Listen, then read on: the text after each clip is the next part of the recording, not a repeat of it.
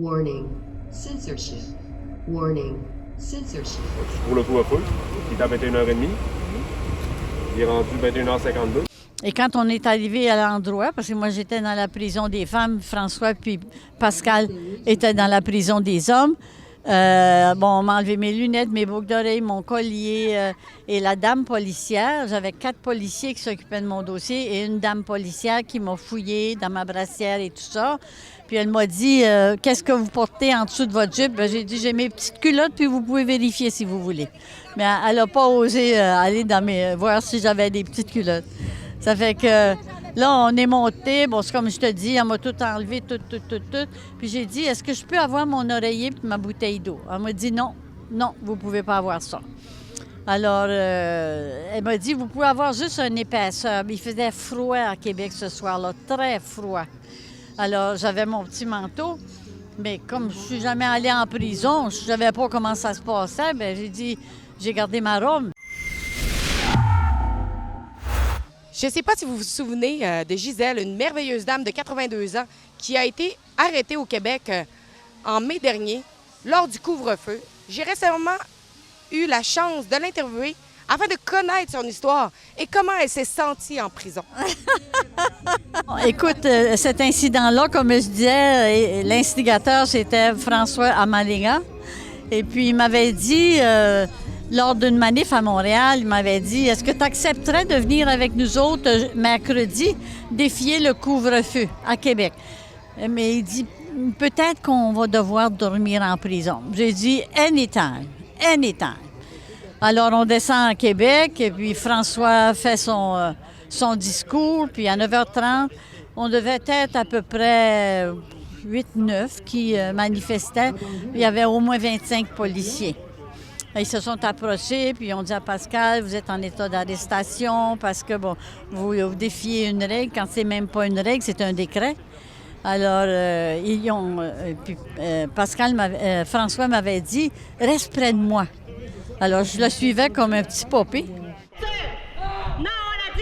Alors, je suis allée, puis j'ai écouté ce que François a dit quand les policiers l'ont interviewé.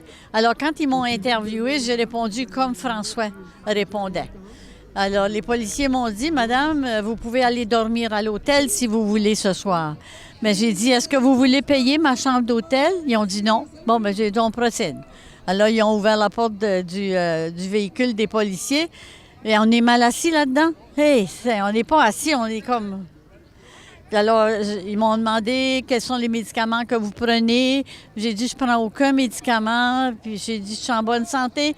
Et c'est pas Legault qui va me montrer, ni Aruba qui vont me montrer comment prendre soin de ma santé. Fait que j'ai dit, aussi, j'ai un empêchement au port du masque.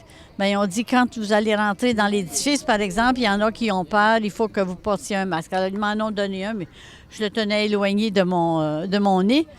Et quand on est arrivé à l'endroit, parce que moi j'étais dans la prison des femmes, François puis Pascal étaient dans la prison des hommes, on m'a enlevé mes lunettes, mes boucles d'oreilles, mon collier et la dame policière. J'avais 4 policiers qui s'occupaient de mon dossier et une dame policière qui m'a fouillé dans ma brassière et tout ça.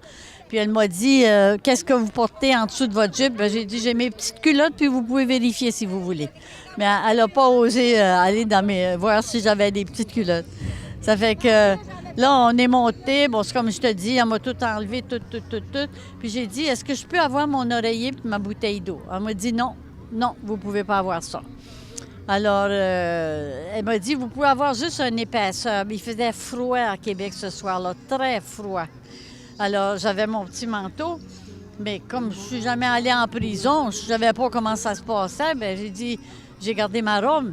Mais dans la cellule, c'était froid aussi, là. Et puis,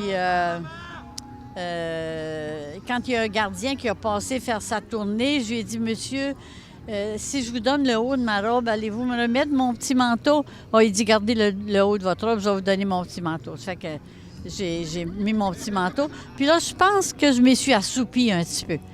Parce que moi, je suis habituée, moi, je dors pas dans un lit, je dors sur le plancher. Fait que je suis habituée à dormir sur la dure, mais les policiers ont été vraiment corrects avec moi. on aurait dit qu'ils ne savaient pas quoi faire avec moi. Parce que j'ai 82 ans, mais qu'ils ne savaient pas quoi faire avec moi. Mais ils ont été corrects. Mais le matin, à 5 heures, c'est moi la première qui ont libéré. Ça fait que quand j'ai vu Pascal puis François, on a tombé dans les bras l'un de l'autre. On était tellement contents de se revoir. Mais Pascal, lui, c'est un chanteur, hein?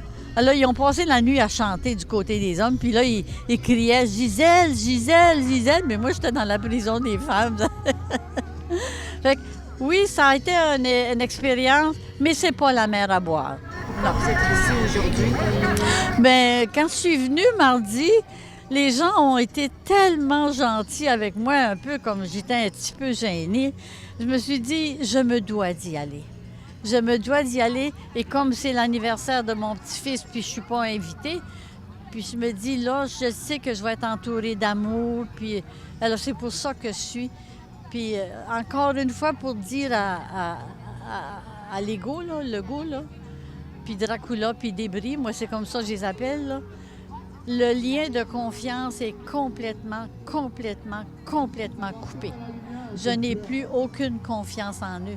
Avec ce qu'ils ont fait aux personnes âgées. Et est-ce que vous avez un message à dire à tous ceux qui, en ce moment, ne se sont pas encore réveillés? Réveillez-vous, réveillez-vous avant qu'il soit trop tard. C'est tellement clair qu'on nous ment. C'est tellement clair qu'on nous ment. Arruda qui dit, mais moi c'est Dracula, là. I can be a very bad boy. C'est comme si on était des enfants de 8 ans ou 10 ans. Puis il dit, les variants, là, c'est des très mauvais virus qui frappent dans le dos. Ouais.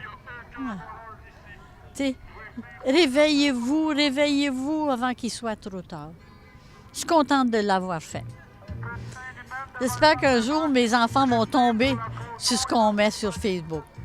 Au moins, vous représentez ceux qui, en ce moment, sont dans les CHSLD. Oui. Qui ne peuvent pas faire. Oui, puis qui ne peuvent pas recevoir.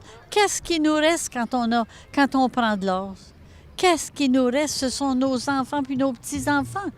Même si j'ai pas une grosse auto, même si j'ai une Cadillac, même si j'ai une maison, même si j'ai beaucoup d'argent, c'est pas ça qui est important.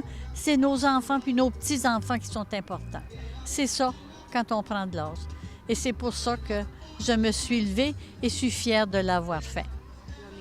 Quand la société maintenant considère que d'enfermer une femme de 82 ans en prison est un geste pour la santé des autres, il faudrait d'abord se demander pour qui nous avons instauré majoritairement ces règles de confinement, si ce n'est que pour les personnes âgées. Cette dame, aujourd'hui, se lève au nom de tous les petits-enfants ainsi que tous les enfants du monde.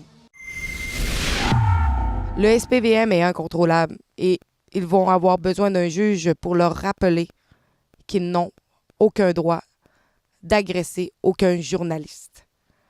Donc, rendez-vous sur défendrejournaliste.com et faites un don.